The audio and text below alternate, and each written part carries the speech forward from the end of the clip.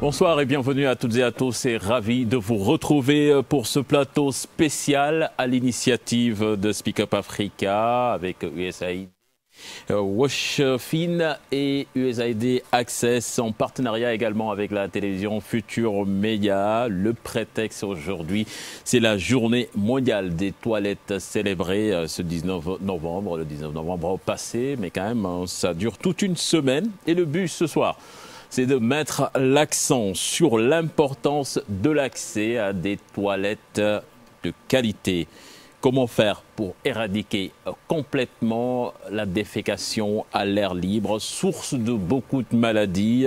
Quels efforts sont réalisés par les pouvoirs publics en place pour améliorer les conditions d'assainissement des populations? C'est ce que nous allons voir aujourd'hui avec nos invités qui sont là avec nous, que vous reconnaissez, que vous voyez souvent dans les médias. C'est M. Lassana Gagny Sakho, directeur général de l'Office national de l'assainissement du Sénégal, qui est là. M. Sakho, bonsoir. Bonsoir, bonsoir. Merci pour cette invitation qui va nous permettre de débattre de cette grosse problématique qui est l'accès aux toilettes.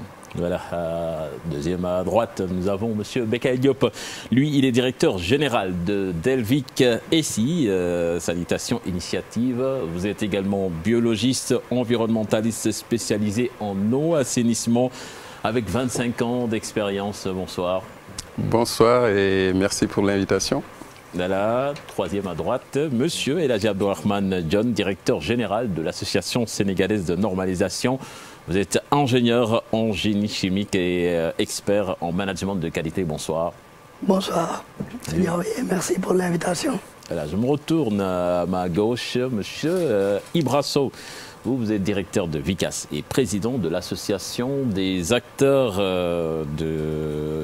des acteurs plutôt de l'assainissement au Sénégal, aussi de l'association panafricaine des acteurs de l'assainissement, c'est ça? Oui, c'est ça. Voilà. Et le dernier, à ma gauche, c'est monsieur Almami Sagna. Vous êtes directeur de SGB Afrique et opérateur Sagal dans le cadre d'une initiative lancée par USAID Access. Bonsoir. Merci pour l'invitation. Voilà. Alors on va aborder le sujet qui nous tient à cœur, c'est ce problème d'assainissement. Et je vais démarrer avec M. Sakho. Il y a de cela plus d'un siècle, un grand penseur indien disait que l'assainissement est plus important que l'indépendance. Je pense que c'est Mahatma Gandhi. Et aujourd'hui, vous qui vivez cela au quotidien, vous pensez que ce qu'il disait aujourd'hui, ça se traduit et que c'est d'une importance capitale, les problématiques liées à l'assainissement. Oui, c'est une problématique très très importante.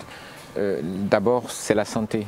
Et je pense que quand on n'est pas en bonne santé, on peut parler d'accès aux toilettes. Mais je commencerai d'abord par dire que le gouvernement du Sénégal fait de gros efforts. Le taux d'accès, le taux de défécation à l'air libre sur les campagnes, en zone rurale au Sénégal, est de 29%. Ça veut dire qu'il y a 29% de personnes qui n'ont pas de toilettes. Ça, c'est le Sénégal. Mais quand on fait le parallèle avec l'Afrique, au sud du Sahara, on est à 32%. Et dans les villes, nous sommes à un taux de défécation à l'air libre de 4% et 8% en Afrique au sud du Sahara. Il y a des efforts importants qui sont faits, qui continuent à être faits par le gouvernement du Sénégal, mais pas par le gouvernement du Sénégal seulement, avec l'appui de la fondation Bill et Melinda Gates, avec l'appui de l'USAID, avec l'appui de Speak Up Africa, avec l'appui de beaucoup d'acteurs qui accompagnent le gouvernement du Sénégal. Aujourd'hui, il y a un changement très important. On est passé d'EMD à ODD. ODD, ça veut dire qu'il faut un accès, ce qu'on appelle un accès sécurisé. Et ça prend en compte les aspects genre, ça prend en compte également tous les aspects qui sont liés à des problématiques de santé. Voilà, je pense que c'est le rôle de l'ONAS de permettre aux Sénégalais d'avoir accès à un système d'assainissement sécurisé. Et il y a des efforts importants qui sont faits et qui continuent d'être faits. Voilà. Monsieur Diop, l'accès à des toilettes décentes, quand même, c'est un droit pour toutes les populations. On se rend compte qu'aujourd'hui, qu'en Afrique, dans les pays du tiers-monde, ici au Sénégal, quand même, que c'est un problème qu'on doit résoudre. Tout à fait. On dit bien que l'eau, c'est la vie, mais on peut dire que l'assainissement, c'est la dignité. Moi, je dirais, dis-moi, quel type d'assainissement tu as dans ton pays et je te dirai ton niveau de développement. En fait, pour ceux qui ont des toilettes, ça semble évident. Mais aujourd'hui, dans notre pays et en Afrique, il y a des gens qui n'ont pas de toilettes du tout, qui se lèvent la nuit pour aller dans la forêt ou dans la brousse pour faire leurs besoins. Et j'ai eu une information d'une femme malienne dont la fille a été mordue par un scorpion la nuit parce qu'il allait déféquer dans la brousse. Donc c'est une problématique majeure que nos gouvernements et nos populations doivent prendre à bras le cœur. Donc je confirme, c'est véritablement un problème important, urgent, et donc il faut s'y pencher. Voilà, M. Diop, c'est une question de dignité, comme il a vraiment dit, quand même, l'accès à des toilettes décentes, à des toilettes de qualité. Exactement. Je pense que Bekay a dressé le tableau de la problématique de l'assainissement. Aujourd'hui, avec les ODD, comme l'a rappelé le DG Saro, on parle d'accès sécurisé et amélioré. Ça pose le problème de la qualité, d'où l'importance d'avoir des spécifications techniques pour les ouvrages d'assainissement qu'on met à la disposition des populations, mais également des lignes directrices en termes de gestion, en termes de management du service même de l'assainissement. Voilà. On va s'arrêter sur ça, M. Sow. La défécation à l'air libre, on en parle, on voit des gens qui le font, mais qui ignorent les conséquences vraiment. Les conséquences sanitaires, quand même, sont vraiment extrêmement dommageables pour déjà les décideurs, les pouvoirs publics, parce que ça pose un problème de santé, quand même, dans ce pays. Merci beaucoup, monsieur. En somme, il faut retourner un peu en arrière pour voir ce qui se passait auparavant. Moi, je suis né dans la banlieue. Et là où je prends l'exemple sur moi-même. Je suis resté jusqu'à l'âge de 12 ans, 13 ans en allant derrière la maison. À chaque fois, parce que chez moi, il n'y avait pas de toilette. Et maman nous disait, allez derrière la maison. Demal Guinaou Cœur. Donc, en allant derrière la maison, il y avait un terrain vide où, si vous ne faites pas attention, vous allez marcher sur les déchets. Tellement il y en avait. Et ça, c'est pour les jeunes le jour. La nuit, c'était pour les grands. Il y avait certes des toilettes publiques où il y avait une file énorme où les gens attendaient à tour de route pour aller se soulager. Tout cela a tendance à disparaître petit à petit. Bien sûr, il y a eu des évolutions, mais quand même, il faut savoir que d'accoutumé, on a tendance à déféquer à l'air libre. Et ça n'a pas complètement disparu, ça nous poursuit jusqu'à présent. Et c'est cette poursuite-là qui fait qu'aujourd'hui, il reste des séquelles, surtout dans les villages, dans les banlieues, pas dans les cités, hein, mais quand même, quelque part, toujours on va voir des défécations à l'air libre qui devraient, les moyens et les circonstances de vie, normalement, permettent aujourd'hui à ce que cela soit éradiqué complètement de la terre. Non, mais surtout que l'impact sur la santé humaine, quand même, je pense que là, on voit beaucoup de maladies, surtout dans les zones reculées, et c'est dû à ça. Je demandais au DG, n'est-ce pas, de trouver des solutions pour faire de l'assainissement sécurisé dans les régions où il n'existe pas des stations de traitement de boue de vidange. La vidange, tout simplement, la défécation à l'air libre équivaut à prendre une fosse septique et dépoter à l'air libre. C'est du pareil au même. Alors, énormément de bactéries comme ça libérées dans la nature. Je mettrai 20 minutes à vous expliquer les effets néfastes de ces pratiques, ça ne suffira pas. Tellement c'est la catastrophe. Toutes ces épidémies que vous voyez en Afrique, c'est dû à ça, il faut le dire. C'est parce que tout simplement, il y a des mauvaises pratiques. Le fait de déféquer à l'air libre, le fait de vidanger ce qu'on a pris dans les fosses pour, n'est-ce pas, dépoter sauvagement, c'est à peu près la même chose. C'est pourquoi il faut, comme je vous l'ai dit tout à l'heure, trouver des solutions et des moyens et aussi mettre des règles et des interdictions, n'est-ce pas, pour ne pas avoir ce genre de phénomène. Interdire complètement la défécation à l'air libre.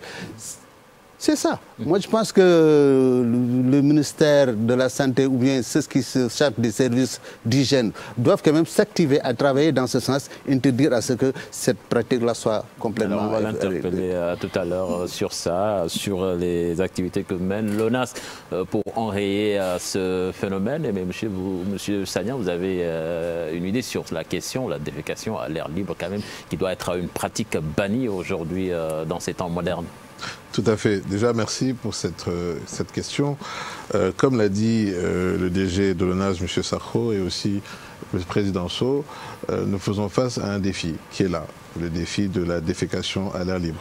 Mais il faut reconnaître que l'État du Sénégal, avec ses partenaires, ont fait beaucoup d'efforts. Il y a un progrès qui est mesurable, qu'on peut suivre sur ce sujet. Quand vous prenez l'exemple de Sagal, qui est issu du projet USAID Accès que vous avez mentionné à l'entame de votre propos, voilà un projet qui a permis de réduire sur 193 villages la défécation à l'air libre. C'est quand même quelque chose. Et ce projet, parmi d'autres, en partenariat avec l'État du Sénégal, participe à encadrer le secteur privé que nous sommes pour pouvoir participer à cet effort. Parce que c'est une chose de vouloir décréter la défécation à l'air libre, mais il faut que les moyens et les conditions soient mises pour que cela puisse être durable. Et c'est dans ça qu'il faut se réjouir, parce que aujourd'hui, quand nous voyons les personnes autour de cette table, vous voyez une place importante du secteur privé qui accompagne ce dispositif pour pouvoir rendre cela possible. Comment ? En permettant aussi des technologies plus abordables. Parce qu'aujourd'hui, comme M. Sow l'a dit, il y a des conditions, il y a un défi de moyens financiers. Parfois, ou d'adéquation des technologies dans des zones où il n'y a peut-être pas d'eau ou pas assez d'eau. Donc tout ça, nous allons rentrer peut-être plus tard dans les détails, mais vraiment dire que nous avons bon espoir que pendant que nous célébrons cette journée mondiale de la toilette, que des actions ont déjà été menées et que ceci va permettre de rallier encore plus de parties prenantes pour avancer plus vite, mais ensemble. Monsieur Lassana Gagny Sakho, quelles sont les activités justement menées par l'ONAS pour assurer à tous l'accès à des toilettes de qualité? Je pense que les chiffres que je viens de donner le montrent assez. Il y a des investissements massifs qui sont en train d'être faits par l'État du Sénégal pour permettre aux populations d'avoir accès à des toilettes. Ce n'est pas une solution qui va s'arrêter en 2-3 jours, mais ça demande des changements très importants. D'abord, la première chose à faire, c'est d'arrêter de dire que l'eau c'est la vie, l'assainissement c'est la dignité. Et c'est là montre aujourd'hui la césure qu'on a malheureusement tous à traiter l'assainissement comme parent pauvre de la politique de l'eau. Tout est global en réalité. Et moi je pense on devrait plutôt dire que l'assainissement c'est la vie. Parce que c'est les problèmes, les maladies diarrhéiques qui sont dues à l'assainissement sont le premier facteur de taux de mortalité des enfants. Ça, c'est la première chose à faire. La deuxième chose, je pense que ça a été dit tout de suite par Almami, on ne peut pas régler le problème de la défécation à l'air libre sans deux choses. Une très forte implication du secteur privé. On ne peut pas, c'est pas possible. Et justement, l'État du Sénégal a commencé à travailler dans ce sens, l'USAID, mais nous également de notre côté, en développant un peu plus ce qu'on appelle l'assainissement autonome. Qui est une chaîne de valeur très forte qui va permettre, je pense, d'atteindre ça. Le troisième changement fondamental qu'il faut faire, le taux de défécation à l'air libre au niveau mondial a baissé à cause de l'Inde. Ça a été une révolution en Inde. Mais qu'est-ce que l'Inde a fait? L'Inde a rendu l'accès aux toilettes gratuits subventionnés par l'État à 100%. Pour $1 économisé par l'État du Sénégal ou par les pays africains, vous allez perdre $3 sur les problèmes de santé publique. Et ça aussi, c'est un autre changement de paradigme qu'il faudrait arriver à faire. L'accès aux toilettes en milieu rural doit être gratuit. Ce n'est pas parce que vous n'avez pas des moyens financiers pour payer votre contrepartie que vous ne devez pas avoir accès à une toilette. Et je crois que ça, c'est un changement très fondamental sur lequel nous sommes en train de travailler. L'accès aux toilettes doit être gratuit. Il faudrait qu'on trouve les bons mécanismes pour rémunérer le secteur privé pour rendre l'accès aux toilettes gratuit. Et ça, c'est une grosse problématique. Vous parlez du secteur privé, mais les pouvoirs publics, qu'est-ce qu'ils doivent faire pour faciliter quand même cette gratuité dont vous parlez? Oui, mais justement, quand je parle de secteur privé, les pouvoirs publics doivent mettre en place les mécanismes pour permettre au secteur privé de commercialiser, de mettre les toilettes gratuitement. La pratique aujourd'hui, c'est de demander à l'usager de payer 10, 20, 30%. ça n'est pas tenable. Vous allez dans des zones parfois où la personne ne peut pas payer cette contrepartie. Est-ce qu'on doit priver cette personne de toilette parce qu'elle n'a pas les moyens de payer? Non, c'est un problème de santé publique. Je pense qu'on peut trouver les bons mécanismes pour financer 100% les toilettes. C'est ce qui s'est fait en Inde qui a permis de réduire significativement. Buhari, le président du Nigeria, vient de prendre une mesure comme ça. Et je crois que l'État du Sénégal est dans cette direction pour rendre les toilettes gratuites. Nous avons déjà fait un programme de 2000 toilettes gratuites dans la région de Fatick. Il faut aller beaucoup plus loin que ça. Et je crois que c'est la seule façon. On ne doit pas discriminer parce que je n'ai pas les moyens de payer. Voilà, M. Sow, en tant que prestataire de services d'assainissement, l'accès à des toilettes de qualité a-t-il des effets justement sur l'activité de vidange? Effectivement, si par exemple les toilettes ne sont pas décentes, voyez-vous, les vidangeurs ont des problèmes pour vidanger la fosse. Une toilette qui se dit toilette alors qu'il n'y a qu'un trou où on met une dalle avec deux supports pour mettre les pieds, et un baril en dessous. Donc vous allez perdre votre pantalon, vous mettez là-dedans. Vous allez perdre votre portable, vous mettez là-dedans. Tout ça, c'est des objets très solides qui peuvent quand même empêcher la bonne vidange. À chaque fois qu'on vidange, n'est-ce pas, il y a ces objets-là qui, n'est-ce pas, qui obstruent, n'est-ce pas, le circuit pour aspirer les déchets. Et là, vous pouvez mettre pratiquement une heure de temps à vidanger une fosse. Alors que si par exemple ça aurait été une fosse, des toilettes en bonne et due forme, des toilettes vraiment décentes, comme on le dit, avec tout ce qu'il faut, on n'aura pas ce problème-là. Pour vidanger cette toilette-là, même pas 2 minutes. On peut vidanger la toilette et on vidange la fosse à fond. Si par exemple c'est les toilettes dont je vous parlais tantôt, où ce n'est pas du tout décente, c'est rempli de sable. Nos pompes ne peuvent pas extraire ces bouts-là tellement que c'est à moitié sablonneuse. Donc, ça fait des problèmes. Voilà le problème que nous avons à vidanger ces bouts-là. Même mieux, voyez-vous, actuellement, ces bouts-là, avec le système de traitement des bouts de vidange que l'ONAS a mis sur place, ces bouts sont traités aujourd'hui et sont valorisés. Actuellement, au Sénégal, le Sénégal est un pays phare, est un pays modèle en Afrique, n'est-ce pas, pour cette valorisation des bouts-là. En tout cas, le circuit assainissement autonome est très bien suivi par les Africains. Je pense qu'on va aborder encore cette question, mais je vais me tourner vers M. John. Vous qui êtes dans les normes qui sont connues pour être des gages de qualité, justement, comment faire pour avoir ces toilettes de qualité pour que des gens comme M. Sow ne rencontrent pas ces genres de problèmes quand ils essaient d'extraire ces excréments? Oui, merci beaucoup. Ce que disait M. Sow tout à l'heure, ça me permet de rebondir sur l'actualité aujourd'hui de la normalisation de l'assainissement au Sénégal. On est en train de travailler actuellement sur une norme sur les ouvrages de stockage. Comme il disait, ça c'est pour les maisons qui n'ont pas la chance d'être connectées à l'égout, qu'on appelle assainissement autonome. Aujourd'hui, on a une norme qui va définir les caractéristiques techniques pour ces ouvrages de stockage, pour que justement on évite que des éléments étrangers puissent être dans ces fosses-là, pour que la fosse joue pleinement son rôle de premier traitement, mais également ce qui va faciliter en même temps la vidange.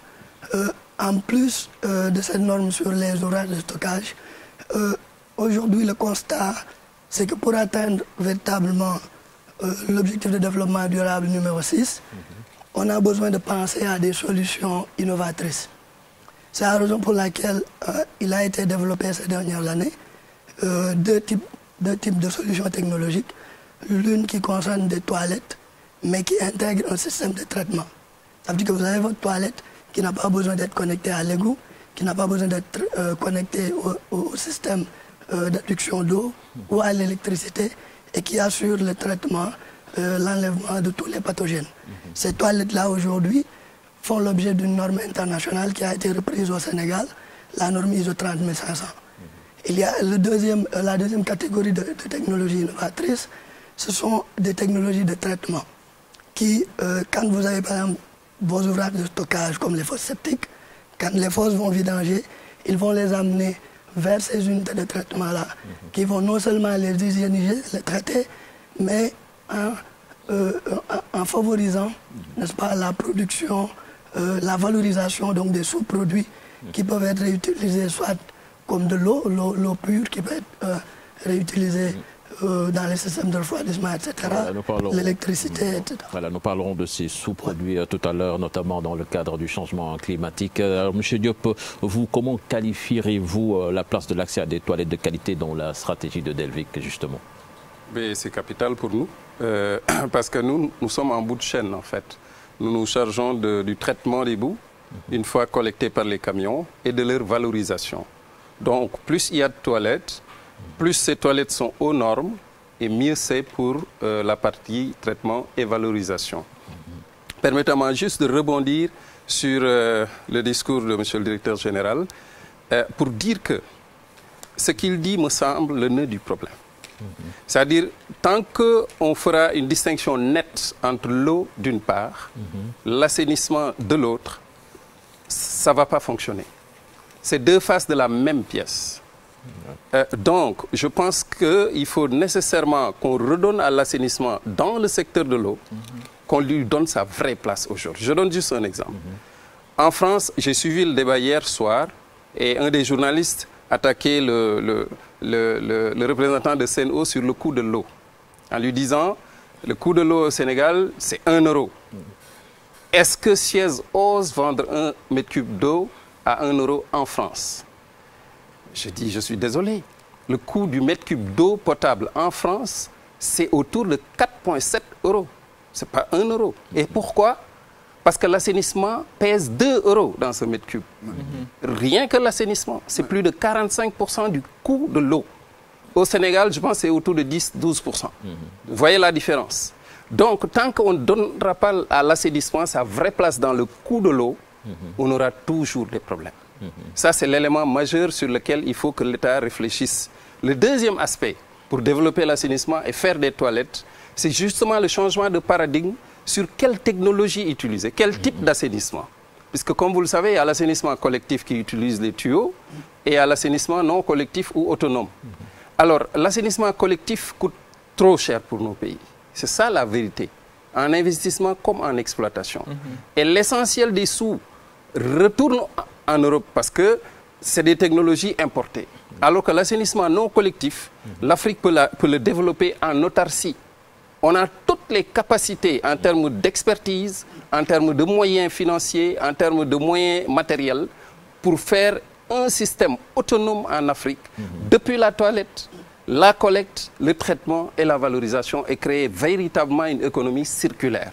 Donc je pense qu'il faut que l'État se penche sur cet assainissement autonome qui représente, dans le cas du Sénégal, qui est le meilleur cas en assainissement collectif, l'assainissement non collectif représente au moins 85% de l'assainissement dans notre pays. Parfois, c'est 100% dans d'autres pays. Voilà. Donc, elle doit mériter sa place. Voilà, vous pouvez rebondir sur ça, oui. Oui, peut-être laisser Almami, après je vais justement, Almami, en quoi c'est important pour les populations, justement, de disposer de toilettes adaptées à leurs contextes et réalités? Alors, le contexte est un élément extrêmement important pour la pérennité de cette démarche. Comme l'a dit Dr Diop et comme l'a dit le directeur général M. Sakho, il y a un réel défi ici, la technologie, son adéquation. Je vais peut-être partager une expérience. En pleine Covid-19, pendant qu'il y avait des grandes difficultés à circuler au Sénégal, USAID Accès, dans le cadre de la collaboration avec Sagal, avait mandaté mon entreprise SBG pour construire 200 ouvrages à Tambacounda. Figurez-vous qu'il n'y a que 10% de la structure de coût de ces ouvrages qui est importée. C'est juste pour rebondir sur le point de M. Diop. Toute l'importance du potentiel d'une économie circulaire avec la maîtrise pour les acteurs locaux du processus de la chaîne de bout à bout. Donc ces 200 ouvrages, il n'y a que 7 000 francs sur le coût unitaire de ces ouvrages qui étaient importés au Sénégal. La totalité de la richesse distribuées dans le cadre de ces installations et distribuées auprès des Sénégalais sous forme d'entreprises et de particuliers. Mieux encore, nous avons travaillé avec une vingtaine de maçons locaux qui sont des Sénégalais qui sont ancrés dans les terroirs, qui appartiennent à des familles tambacoundoises et qui ont redistribué cet encaissement de chiffre d'affaires auprès de leur famille, auprès de leur communauté. C'est autant valable pour la quincaillerie, pour les matériaux que nous avons acquis, que pour la main-d'œuvre qui a été distribuée au niveau de ce terroir. Donc, je veux juste peut-être rebondir sur ce point pour montrer tout le potentiel qu'il y a lorsqu'on prend le temps de regarder la technologie et son adéquation à son contexte, et qu'on arrive à fournir une solution qui est calée sur les besoins d'une cible, en sachant que la cible de Tambacounda peut varier d'une zone à l'autre. C'est peut-être un premier point que je voulais faire. Le deuxième point par rapport au contexte, c'est de dire que les Sénégalais ont différents pouvoirs d'achat. Et je pense que monsieur le directeur général Sakho pose un débat très important consistant à poser la question de l'abordabilité, de l'accessibilité, du financement de ces ouvrages pour la cible. Parce que tout le monde n'a pas les moyens d'acquérir au coût auquel ces technologies sont vendues. Il faut reconnaître que de grands efforts ont été faits par différents partenaires tels que USAID et d'autres pour pouvoir travailler sur la structure de coût de ces ouvrages. Mais encore un travail reste à être fait pour pouvoir permettre au plus grand nombre d'avoir accès à ces ouvrages. Mais sur la réalité, c'est quoi actuellement? La réalité ici au Sénégal, dans les zones reculées, oui. Et comment, quel est le problème vraiment pour permettre à ces contrées-là d'accéder à des toilettes vraiment décentes? Alors, premier point, il a posé le financement, le coût. De manière absolue, aujourd'hui, il faut regarder un peu le profil socio-économique d'un ménage sénégalais. Rappelez que les ménages ruraux constituent la quasi-majorité des ménages au Sénégal, qui sont typiquement des agriculteurs, des éleveurs. On va dire des agriculteurs avec un grand A. Que leur priorité n'est pas d'acheter un ouvrage d'assainissement. Leur priorité, c'est de pouvoir subvenir à leurs besoins, d'organiser la sécurité alimentaire de leur ménage et de leur cheptel pour par la suite voir comment améliorer leur confort et leur cadre de vie. Je veux appuyer aussi sur le point que M. Diop et le DG ont mentionné tout à l'heure sur le lien qu'il y a entre l'eau et l'assainissement. On oublie parfois, au-delà du plaidoyer, même d'un point de vue purement réel et même philosophique. Sans eau, il ne peut y avoir d'assainissement. En réalité, parce que ce qu'on oublie, c'est que l'eau qui est blanche, avant d'entrer dans les corps, elle devient noire en sortant de ces corps. Mais c'est la même eau. Donc il y a une légitimité objective à défendre le principe que cette eau, en rentrant dans ces corps, en changeant de couleur, reste cette eau. Et que dans la structure du coût de cette eau, soit prise en compte ce qu'elle va coûter après à entretenir et à protéger les individus qui vont être là à interagir avec cette eau qui est devenue noire. Comme on dit, tout le monde veut l'eau blanche, mais lorsqu'elle est noire, les gens commencent à se poser des questions. Mais je veux juste, en tout cas, appuyer sur ce point, dire que c'est possible, qu'un travail est en cours, des questions de fond sont posées, des solutions sont en train d'être mises en œuvre, la conversation est de plus en plus participative, et aujourd'hui, la plupart des opérateurs, avant d'aller sur le terrain, se posent la question, est-ce que cette technologie est adaptée? Est-ce que ma cible a les moyens? Comment est-ce que je peux l'aider à y acquérir? Je vous donne un dernier exemple. Par exemple, notre entreprise a conçu, en investissant dans le digital, une plateforme. Cette plateforme permet à des populations qui n'ont pas de grands moyens de pouvoir, à leur rythme, épargner pour pouvoir acquérir leur ouvrage d'assainissement. C'est des solutions qui peut-être pourront être élargies demain à des solutions de vidange mécanique et à d'autres secteurs. Mais il y a aujourd'hui, par l'implication du secteur privé, et aussi, je dois le dire, l'ouverture de l'État qui permet et qui encadre ce secteur privé, de pouvoir créer une conversation plus élargie, plus d'innovation et avec une écoute dynamique, j'insiste, dynamique, des besoins de la cible. Et je pense que cela nous donne beaucoup d'espoir sur ce sujet qui est l'accès à l'assainissement et aux toilettes. Merci M. Sagna. M. Sakho, on parle des toilettes fonctionnelles et desservies, mais par un système d'assainissement correct. Oui, je pense que je vais rebondir sur trois choses. La première, je pense que les toilettes, comme les fosses, ce n'est pas une affaire de maçon. C'est une affaire de normes. Nous sommes en train de parler de technologie. Ce n'est pas une affaire de maçon. Non, oui, c'est une affaire de normes. À la base, quand vous allez à Mbao, Zakmbao, quand il pleut un peu, vous avez toutes les maisons qui sont inondées d'eau usée parce qu'on a fait des fosses qui ne correspondent à des normes. Je pense que le premier travail à faire assez rapidement, l'Association sénégalaise de normalisation est en train de travailler dessus, c'est régler ce problème. La deuxième chose, l'assainissement, ce n'est plus une affaire d'ingénieur, c'est une affaire d'ingénierie financière. Ce n'est plus une affaire de toilettes qu'on met au bout de la chaîne, c'est une affaire de chaîne de valeur qu'il faut analyser. Les fortes réticences que nous avons sur l'assainissement autonome, c'est la peur du changement, c'est la peur d'aller faire autre chose.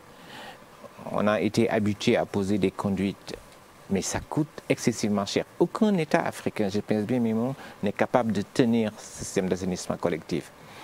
Moi, je donne toujours l'exemple de l'ambassade des États-Unis qui est à Dakar. Ils ont un système d'assainissement autonome. Je prends Kuala Lumpur, la capitale de la Malaisie, 90% de l'assainissement autonome, et c'est de l'argent qui reste. Ce n'est pas 2 milliards de francs que l'on a de factures d'électricité à payer à la Sénélec et qu'on ne tient pas. Il faut forcément qu'on aille dans une logique de changement de paradigme. Cela étant dit, où est-ce que nous en sommes? Taux de défécation à l'air libre en milieu rural, nous sommes à 29%, 32% sur le continent africain et en milieu urbain 4%. Mais ça, c'est quand on parlait des OMD. Aujourd'hui, quand on parle des ODD, les résultats sont nettement en deçà. Parce qu'au ODD, qu'est-ce qu'on vous dit? Il faut que vous ayez un kit de lavage des mains libres dans la toilette. Ça, c'est banal sur Dakar. C'est banal chez vous, c'est banal chez lui. Mais c'est un luxe dans le monde rural. Il faut justement cette césure sociale qu'on arrive à la casser. Casser cette césure sociale, c'est accompagner le secteur privé. Casser cette césure sociale, c'est la personne qui habite à Fongolimbi et la personne qui habite à Dakar et les mêmes possibilités pour avoir accès à une toilette. Nous l'avons commencé un programme de 2000 toilettes sur Fatick qu'on a rendu gratuit. Maintenant, nous sommes en train de voir avec l'État dans quelle mesure on peut accompagner ce secteur privé qui s'investit fortement et qui est essentiellement sénégalais pour permettre une démocratisation des toilettes. Madame Diop, vous l'avez entendu, un système d'assainissement, c'est une force financière. Ça demande une force financière et l'Afrique ne peut faire face. Donc, comment faire pour quand même en bénéficier? Parce qu'on en a besoin. L'Afrique peut faire face. C'est ma conviction, je l'ai dit depuis maintenant 5 ans, qu'on peut atteindre les ODD, mais à condition qu'on change de paradigme. Le tout à l'égout est nécessaire dans certaines villes africaines, dans certaines parties des villes africaines, mais dans l'écrasante partie des villes africaines, ce n'est même pas logique techniquement, parce que soit ce n'est pas goudronné, soit les consommations d'eau sont faibles, ou d'autres choses qui font que techniquement, ce n'est pas adapté. Donc, il faut qu'on s'oriente le plus possible vers l'assainissement autonome. Ceci étant, il faut que l'État, je pense que le DG l'a dit et des experts des Nations Unies l'ont dit, 1 franc d'investi dans l'assainissement permet de gagner au moins 3 à 5 francs. Ça, c'est important d'un point de vue économique pour un État. Il faut que l'État mette de l'argent sur la table. Ils l'ont commencé avec ce programme à Fatick. Je sais également que ça continue avec un programme plus ambitieux de 100 000 toilettes avec la Banque mondiale, à laquelle notre propre entreprise a postulé. C'est pourquoi je sais que ce programme existe. Et pour moi, c'est ça la solution. Si l'Inde l'a réussi, si d'autres pays le font, le Sénégal doit le faire. Donc, il faut que l'État accepte de mettre la main à la poche pour pouvoir économiser sur le long terme. Donc, vraiment, c'est l'élément. Parce que sur le plan technique, aujourd'hui, il y a beaucoup d'options. Il y a beaucoup d'offres. Moi-même, j'ai conçu une toilette qui s'adapte aux zones où la nappe est très haute.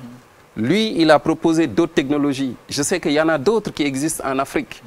Donc, technologiquement, ce n'est plus un problème technique. C'est plus un problème d'ingénierie financière, effectivement. Voilà. Et là, l'État a un rôle majeur à jouer. Et justement, le secteur privé, M. Sow, dans ça, dans le cadre donc, de cette lutte contre la défécation à l'air libre, quel rôle a-t-il à jouer vraiment? Bon, moi, je pense que le fait, n'est-ce pas, de subventionner les toilettes dans des pays, dans les zones périurbaines, n'est-ce pas, permettra peut-être de résoudre un peu la moitié du problème. Le rôle du secteur privé maintenant, c'est de... En somme, le secteur privé a pour rôle de gérer la toilette, ce qu'il y a là-dedans, et de l'amener jusqu'à bon port. Maintenant, c'est quoi? C'est d'inciter les gens à concevoir des toilettes, bien, à faire des toilettes décentes, et aussi leur dire le luxe qu'il y a dans ces toilettes-là. Ne pas les laisser faire des toilettes comme n'importe comment. Des toilettes qui se font avec quelques trucs, je ne sais pas moi comment on appelle ça, les saquettes là, n'est-ce pas? Sauf que ce n'est pas gratuit. Oui. Seulement, c'est pas confortable. Ça n'a aucune utilité. La personne qui fait une toilette et qu'au bout, il sait que cette toilette-là qu'il a fait a des utilités, là, il peut quand même encourager son prochain à le faire. Vous allez dans un village où les gens ne savent même pas ce que c'est que vidanger une fosse. Ça veut dire que c'est la catastrophe là-bas. Ça veut dire que tout ce qui est dans les fosses-là sont vidangés de manière draconienne, de manière sauvage. Donc ce qu'il faudra, c'est peut-être inciter, informer d'abord, mais aussi mettre l'exemple des toilettes décentes. N'est-ce pas? Subventionner, comme l'a dit le DG, il faut que l'État mette la main dans la poche pour pouvoir mettre des toilettes décentes. Maintenant, une fois que ces toilettes sont posées... Le secteur privé. Le secteur privé ne peut pas tout faire. Le secteur privé peut quand même appuyer ce que l'État a déjà engagé, ce que déjà l'État a envisagé de faire.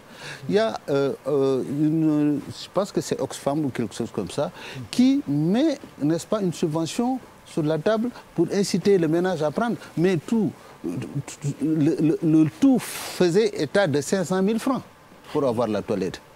Et que le ménage devait participer à hauteur de 350 000 francs. Et en plus de ça, c'était à crédit. Il devait payer peut-être 7 000 ou 8 000 francs par mois. Mais toujours, il y a des problèmes. Il y a des problèmes. Comme l'a dit tantôt tout à l'heure, le problème, c'est que les gens, avant de penser à aller aux toilettes, ils pensent d'abord à manger.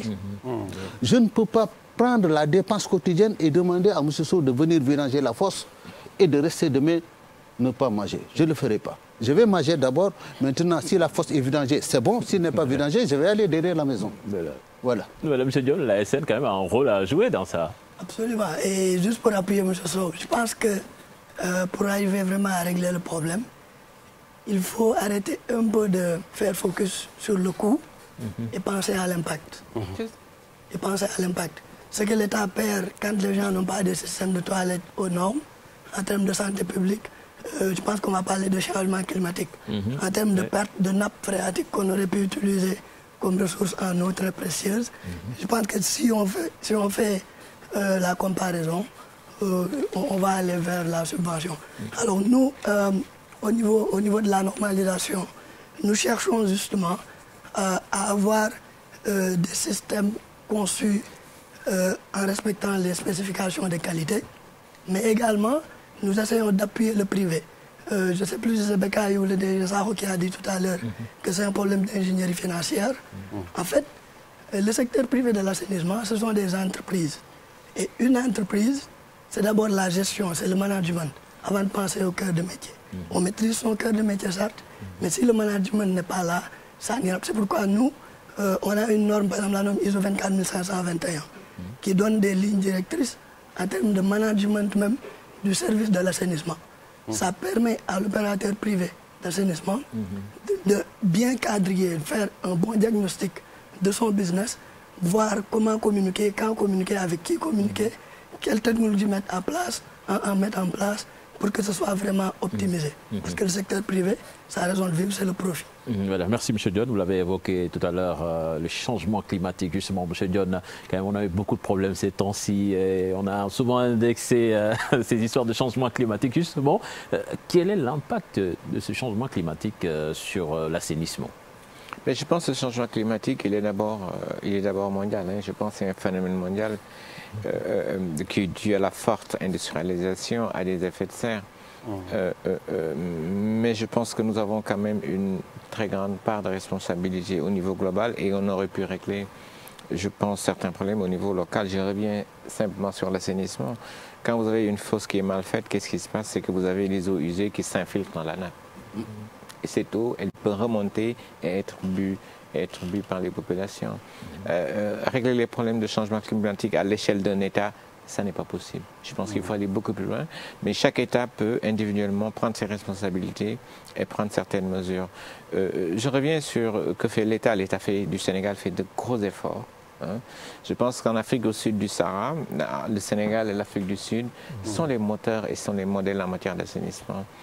Mais l'État du Sénégal, c'est également des priorités sur l'éducation, des priorités sur la santé, des priorités partout.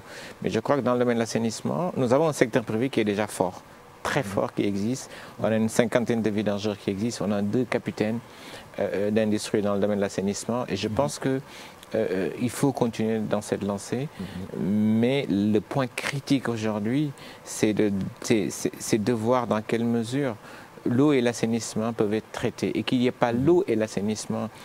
Et un symbole fort, moi, que je vois, on nous parle de sommet mondial de l'eau, mais moi, j'aurais parlé de sommet mondial de l'assainissement.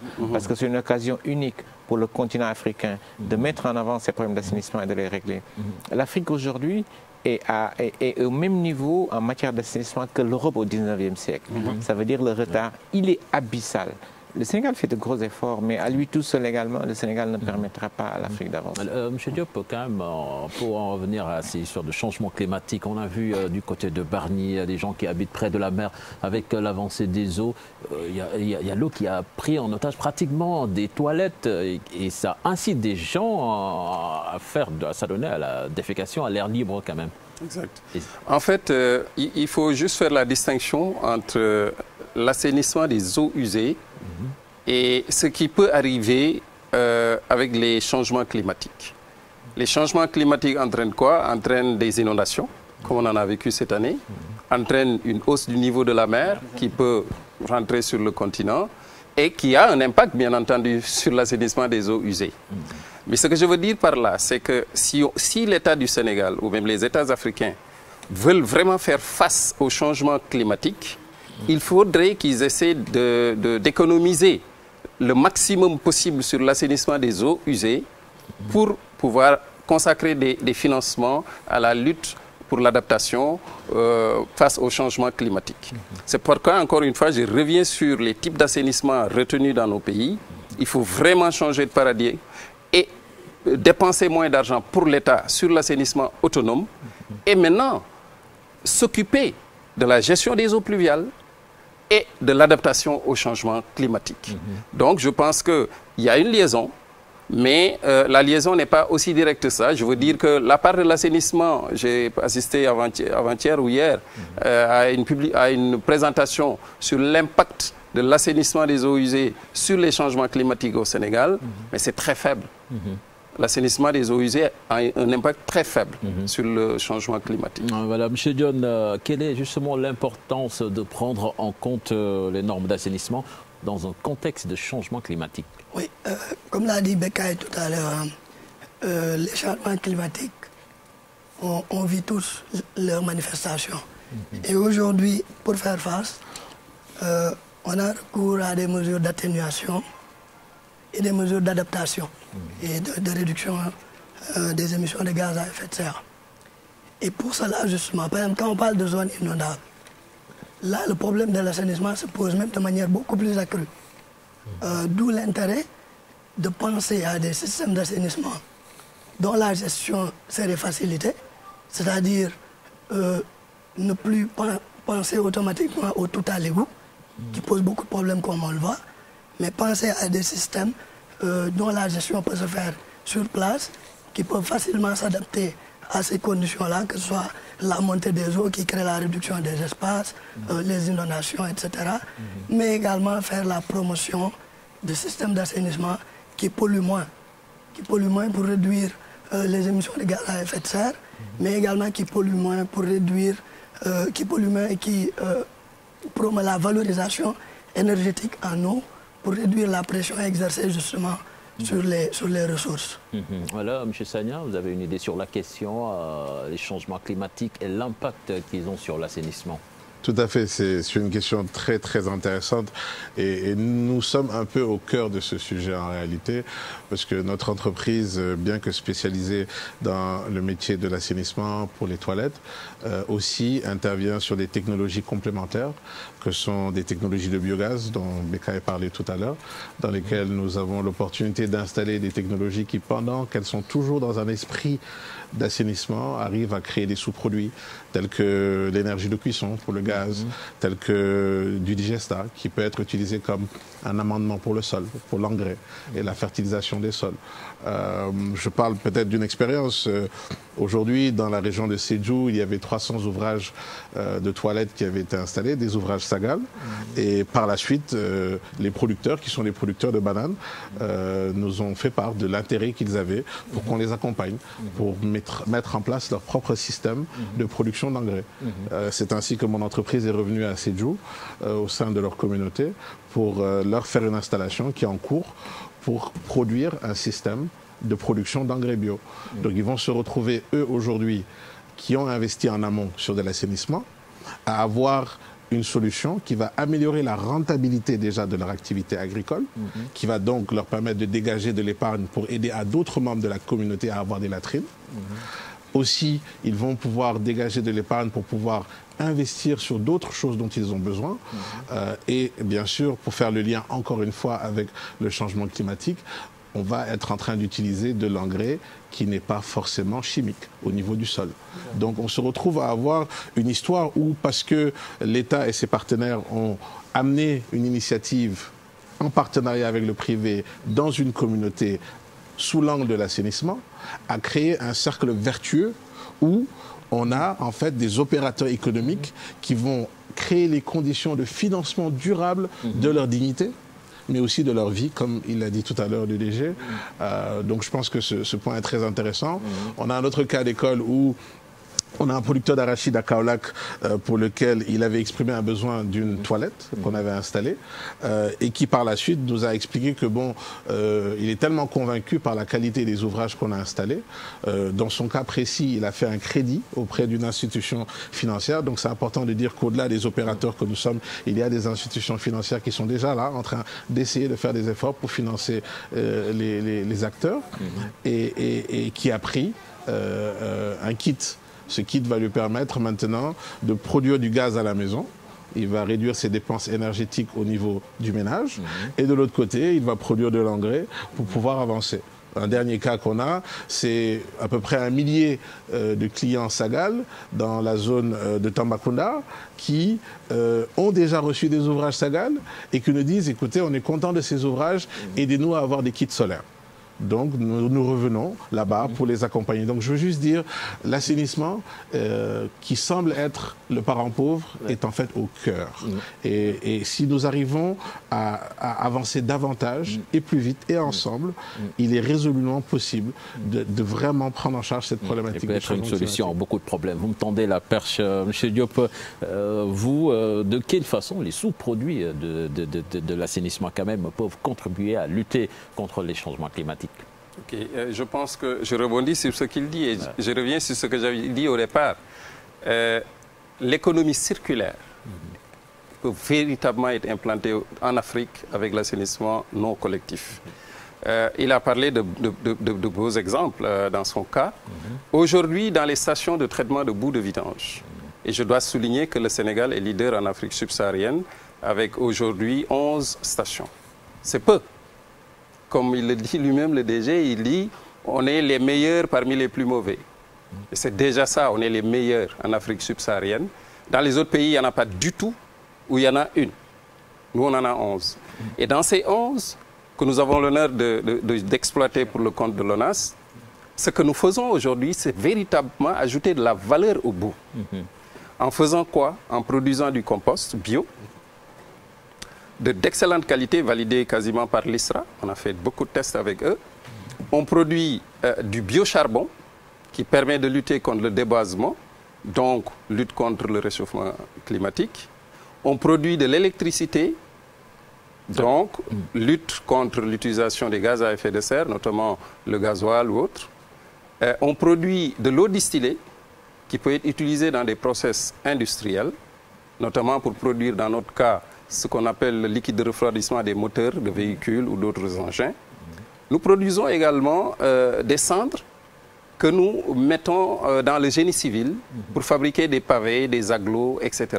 Mais toujours en association avec des chercheurs, notamment l'École supérieure polytechnique. Donc ce que je veux dire par là, c'est qu'avec l'assainissement comme porte d'entrée, on peut véritablement développer du business. Voilà. Mais au Sénégal, c'est-à-dire on a besoin de rien venant de l'extérieur dans ce cas de figure. Tout l'argent généré par le système reste au Sénégal avec des Sénégalais et contribue justement à lutter contre le réchauffement climatique. Justement, c'est pratiquement fini. Il nous reste 2 minutes, M. Sow. Oui, je voulais tout simplement rebondir sur le changement climatique en disant que, en somme, quand il pleut, avec les changements climatiques, on fait que les rues sont devenues, ne sont plus imperméables, n'est-ce pas? Donc quand il pleut, les rues sont inondées, les gens remblaient avec des gravats et autres, n'est-ce pas, pour rendre les sols, n'est-ce pas, plus ou moins imperméables. Et quand il pleut encore, ces eaux-là vont ruisseler et entrer dans des fosses. Si votre fosse n'est pas aux normes, n'est-ce pas, indiquées, vous avez des cuves, là ce sera la catastrophe, les fosses vont se remplir très vite. On a vu des situations où les fosses, on les a trouvées à moitié remplies alors que les chambres sont remplies d'eau. Ça veut dire tout simplement le concept de la fosse a été, n'est-ce pas, au meilleur niveau. C'est ça que je voulais ajouter. Voilà. Merci M. Sow. Le dernier mot pour M. Sakho. Est-ce qu'on peut finir sur une note optimiste que malgré le chantier énorme, il y a de l'espoir? Je pense que le chantier est énorme, en effet, parce que les besoins sont énormes. Mais je dois dire, en termes d'assainissement, aujourd'hui, le Sénégal est sur un portefeuille de 260 milliards de francs CFA. C'est un gros effort. En termes de taux de défécation à l'air libre, nous sommes à 29% en milieu rural et 4% en milieu urbain, et les taux sont beaucoup plus importants que ça. L'État fait de gros efforts, mais il y a des ruptures importantes à faire. La première, l'assainissement, c'est la vie avant d'être la santé. L'assainissement, c'est la vie. Quand vous économisez $1 sur les dépenses d'assainissement, vous allez en dépenser 3 en matière de santé publique.